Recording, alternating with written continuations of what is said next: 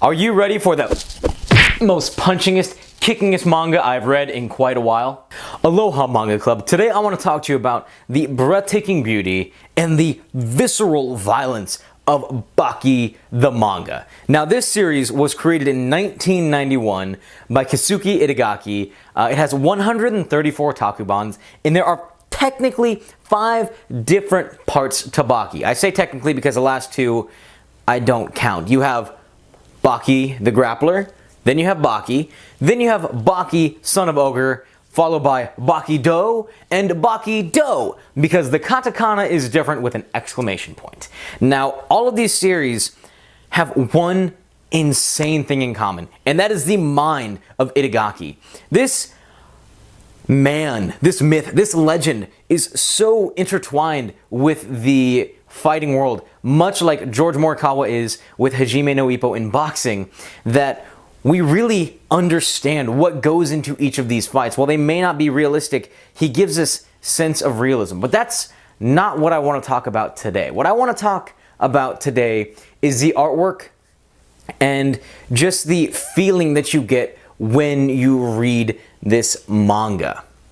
Now, Super Eye Patch Wolf has made a video detailing the flow of this, the crazy storyline, so I'll link it somewhere up there or down in the description, and it is an absolutely beautiful video to watch. But for me, he didn't touch on this artwork and what it really captures as a casual reader, as a casual consumer. When you are first introduced, everybody looks like this in 1991. Oh boy, you can definitely tell that was made in the 90s. Now here we are, dang near 30 years later, and the art looks like this. Okay, that's pretty exaggerated, but there is a sense of weight, a sense of elongation to each of these characters, and they're exaggerated in such a way that they show off the muscle, they show off just the human body. I want to look at 2 really prominent examples. One is Yujiro Hanma's back. Now, Yujiro Hanma is the father of Baki. He is the main antagonist for most of this entire series because he is the main driving force. He is the end goal for Baki. But what we are talking about is this insanity of his back, the demon back, the Oni back. The muscles in here all correlate to a different muscle on the human body. They're just, it's like somebody stuck an air pump in and just pumped it down until you got this huge visceral back, and then it looks like they peeled the skin off, painted skin coloring on, and this is what you are left with. This is an homage to the human body. But one of the best examples that we can see is Biscuit Oliva, aka the Unchained. Now, throughout this entire series, he is determined to be the 2nd strongest man in the world. And it comes down entirely to his body.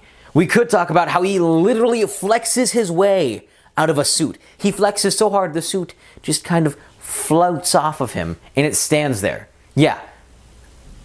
Again, ridiculous, I know. But what I want to talk about is where his inspiration comes from. It comes from a bodybuilder. From the 1970s and 80s, from basically the time of Arnold Schwarzenegger. And his name was obviously Oliva. Now, I want you to take a look at these 2 men side by top of each other. They're over here. Just figure it out yourself. Now, I know what you're thinking, Brian. A lot of people are inspired by bodybuilders, but take a look at how they are framed, how they are standing. They are wide at the shoulders. They are small at the hips. They convey this sense of strength and power that a normal person can't have. And that's very, very important for Itagaki, creating the sense that everyone can literally destroy the average human being, because they can, and they frequently do. But what does this aura, this strength, this weight translate to? It translates to violence. It translates to beauty in pain that all of these characters experience. Each one of these fights that we are shown, that we experience, that we take part in, because we see the build up to the fight. We see the thought process of each character, and we see the effects at the end when they are either defeated or they are the victor. This violence draws you and it pulls you in and it lets you relive your fantasies, and it doesn't take you to a Dragon Ball Z level. You sit there and you think to yourself, man, with enough training, this could be possible. This could be something that I might be able to do. It's an escapism reality. Baki, for me, is an escapism reality. It lets you see a body that you think could possibly be real because, again, it is based on the human anatomy, the human structure. It shows you violence that is just so close to the realm of possibility. You really think that, if you punch a tree hard enough times, you'll gain fists that can go through anything. Now, when you're reading this series, where do you want to start? The obvious place is Baki the Grappler, the very first in the series in 1991. And while I highly recommend it, that's not the absolute best starting point. For me to really get to know Baki, to really get to know what this whole series is about, I highly recommend the Pickle Saga. And it's not about sweet and sour. The Pickle Saga is solely dedicated to the thawing of a couple million-year-old caveman who wants to find the biggest fight. And the violence is just exemplified. You get introduced to characters that you've seen before. They give you a little bit more background on each one of them. It shows you their mindset, what happens when they lose, what happens when they win. And just as an example, so you can really get what this violence is, Pickle is so animalistic, so primal. He kills what he eats. He eats what he kills. If he takes something, he eats it. And one of the characters that we were introduced to, Retsu, is fighting him. This is Retsu versus Pickle is old-fashioned Chinese martial arts, one of the oldest martial arts in existence, facing primal strength. Now, what happens in this fight is nothing short of terrifying, breathtaking. You see Retsu break down as he realizes that he cannot win, but he also accepts what is going to happen.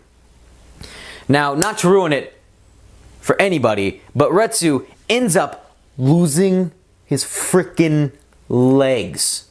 Okay, leg. He loses one, but that's still ridiculous. And what does Pickle do? Pickle eats it. It's just weird. Now, like I said, that's not the extent of the violence. That's not the end of the violence. It's just an idea. So if you're wanting to find a beautifully drawn, weird-looking series that has escapism violence, but also lets you think and dream that you can achieve this, I cannot recommend the Beauty of Baki enough. As always, guys, thank you so much for watching. Don't forget to check right down there for the things that you know you're supposed to do. And for everyone new and old, welcome and welcome back. It's your boy Lohali, signing out.